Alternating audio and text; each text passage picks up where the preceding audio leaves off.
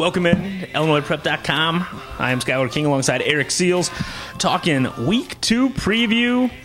Some of you are 1-0, some of you are 0-1. It's time to get even. The first game we're going to talk about is a big Catholic showdown. Yep. Montini, Loyola, Malcolm Weaver, field day in Week 1 against Evanston. Montini, starting quarterback with a broken thumb. 3 picks in the opener against Palatine. What are we going to be looking for here? I think it's going to be a tough game for Montini, losing their quarterback.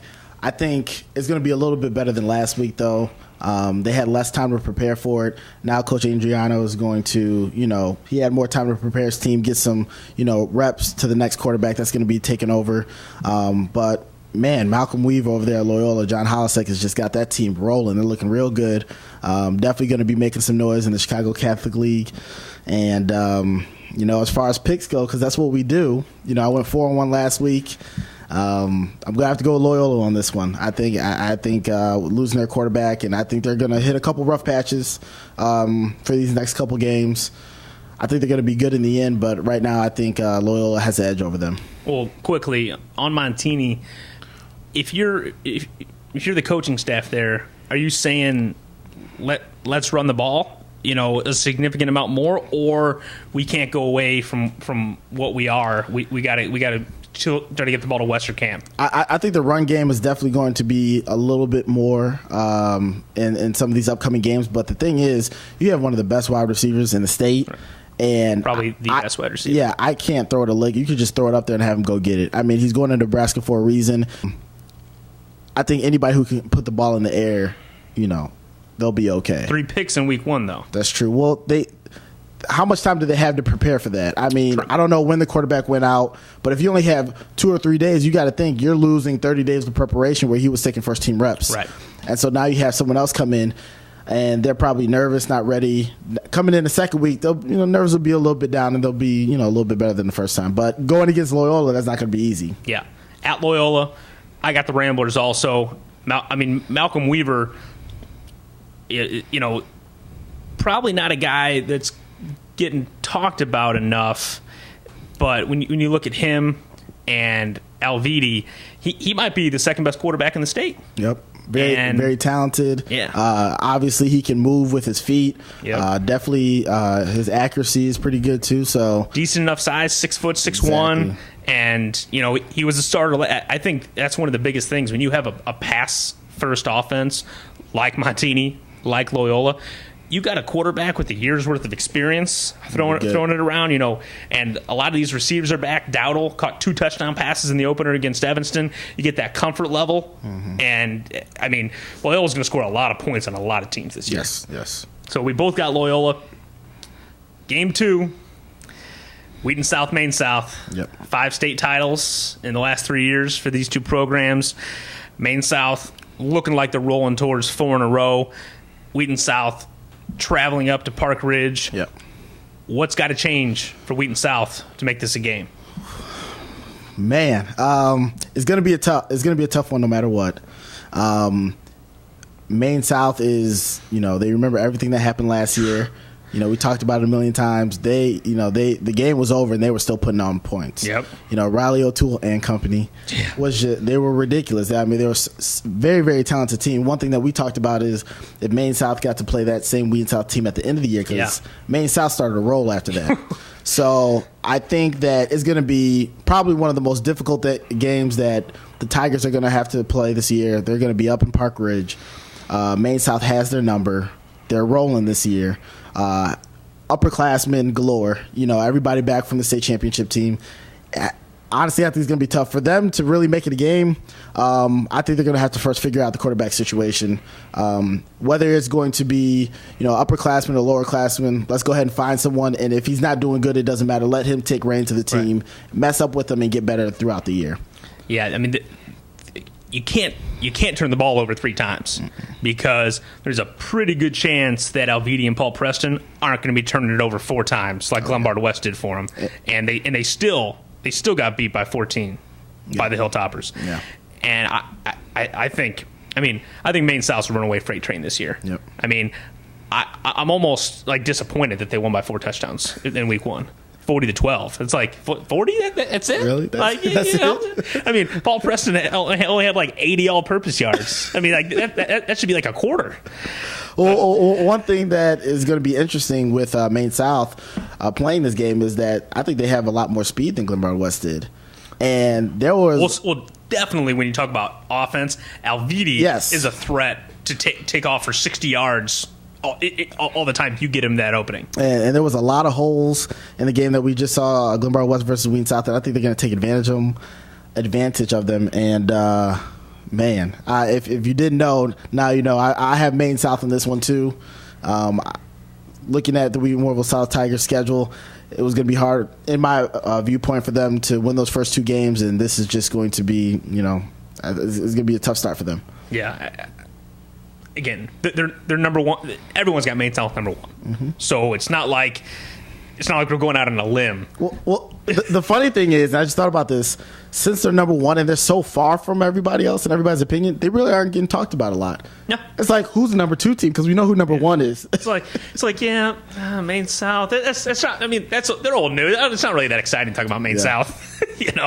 I mean, last year it was exciting to talk about them because it's like, ooh, what's going to happen? It's turbulent waters. But this year it's like, so they're going to be on a 26-game win streak at the end of the season. Good job. And real quickly, one thing that if you want to talk about something that they need to watch out for, someone just got ejected from the last game. Yes. I'm sorry you didn't have that pulled up, but no, we were talking I got about it right here. Pat Barrett, two-way lineman. Okay. While they were going to score point number 40 on the threw a punch and automatic ejection. So, in a lot of sports, if you get that ejection, you might be missing the next game. And this is the thing I don't like about that. That team is so talented that sometimes the only way to get at them is to do cheap shots. Right. If I'm another team, if I'm not as good as them. And I know the coach is telling them about it. It's like, you can't give into that type of stuff because that's a way that they can get you out of the game. Right. And so... And we don't really know what... I don't know. I have no idea what happened. All it says is, on the final stretch, Pat Barrett earned an automatic for throwing the punch. We don't know what was done to him, what was said to him. Something definitely could have been done to him, but... Even if something was done, get him between the whistles. Keep it in check. Yeah, keep it in check and get him between the whistles. Because the thing that is now is it's not going to allow Wheaton South to win just because this guy might miss the game. But if you get to the playoffs and someone knows that they can mess with you because you got a short fuse, they'll get you, and then all of a sudden you're missing the next game against Mount Carmel or Loyola or one of the real big boys in 8A, and that could hurt you.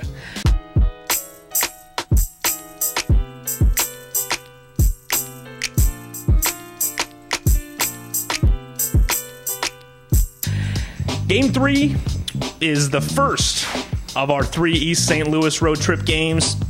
Simeon against Jefferson City. Jefferson City 39-7 win in week 1. Starting out the season 1-0. We know Simeon took the loss to Mount Carmel. We don't know that much about Jefferson City. I did as much research as I could on these out-of-state teams. Couldn't find really anything in their local newspapers. But I guess the big thing is, the Wolverines, we know they got to clean up that passing game. Yep.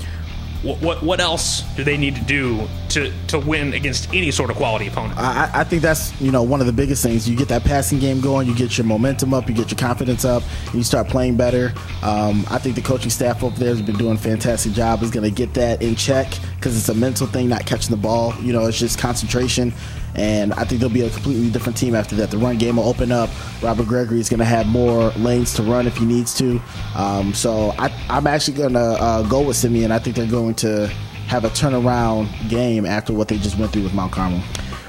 Well, the one thing that makes me go with Jefferson City in this football game is the thing you didn't mention there that you told me was that Simeon wasn't wrapping up on defense. And to me, that's not something you can learn from 1 week to the next. That's something that's instincts.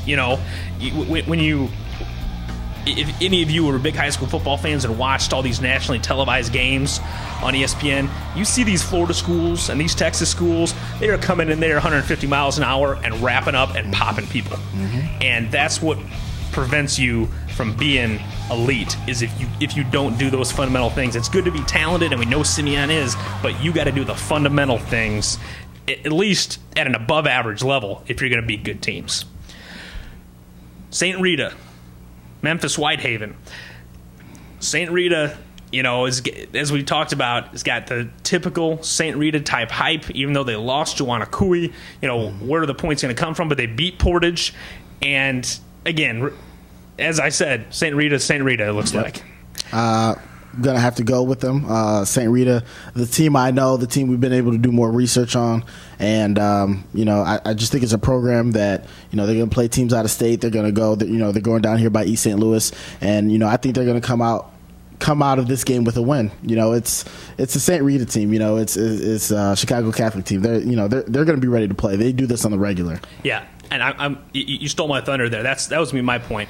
This is a Rita team, again, 2 years in a row, beating Portage, Indiana. This is a team and a program that's got a swagger, is used to playing out-of-state teams, doesn't care who you are, where you're from, how good you think you are, because the Mustangs beat just about everybody. Yep. And it's going to set up, again, some big-time conference matchups with the Caravan and the Ramblers later in the year. I agree. I got Rita going 2-0. And then another school going for back-to-back out-of-state games. East St. Louis, the host school, has got Gardner Edgerton from Kansas. Yep. This is their opener. Yep. Gardner Edgerton, 11-1 though last year. Yep. And so obviously a team that's coming off a big year, and a team that certainly, expects to come in and win. Yeah, I think it's going to be a tough game for East St. Louis. But I think after what they went through, losing 40 to that Georgia team, they're going to be back at home.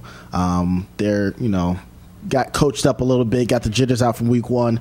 And I'm going with the Flyers. I picked for all the out-of-state games. I've stuck with all the in-state teams. I think they're going to. I'm going pro Illinois right now. And I think the Flyers are going to turn around. Definitely one of the teams that we think is going to be doing pretty good this year. Yeah, I agree. I think that's, again, I talked about with St. Rita. East St. Louis is a program. Yeah. It's got that swagger. And, there's certain teams that when you get blown out like that are like, maybe this is who we are. This is a team that knows they're the ones that hang 40 on everybody. Mm-hmm. And so they're going to come back really, really not happy and looking to take some anger and frustration out on Gardner Edgerton, one of the best teams in Kansas. And I agree. I think the Flyers get it done and turn their season around before they start rolling through conference teams like they do just about every year. Yep. So to recap, we both got Loyola and Maine South. I've got Jefferson City. You've got the Wolverines of Simeon, and we both have St. Rita and East St. Louis, who, again, coming off that loss, it's hard to take that much from a 40-point loss to an out-of-state school, especially as we talked about Georgia, which they play a little high school football. A little high school football down in Georgia. Down there. Anything else you're looking for week 2? Providence Minooka. What? That's going to be a big matchup. Definitely excited to see what happens with that. We're going to be on the road a little bit this weekend, yes, so sir. We're going to be missing some stuff. But when we get back, we're definitely going to have some great footage and see where we stand in week 2. Yeah, this will be in this 2 year stretch. First time seeing the Flyers live and in person. Very excited. So that's big time stuff. Big time matchups. Again, that Montini Loyola game is huge. That's gonna be huge. So until next time, Eric iPrep, Skylar iPrep, hit us up on Twitter. Hit the message boards. Let me know how wrong I am for picking against the home state Wolverines, and let us know about all the other picks and the new rankings. Again, going into this week, Maine South still 1, Glenbard West 2, Montini 3, Mount Carmel 4, JCA 5, Carmel 6, East St. Louis 7, Providence 8. Celtics need to hold on strong for Illinois Prep. Bolingbrook 9 and Lincoln Way East 10. We'll see how it all shakes out after week 2, and we'll see you next time here at IllinoisPrep.com.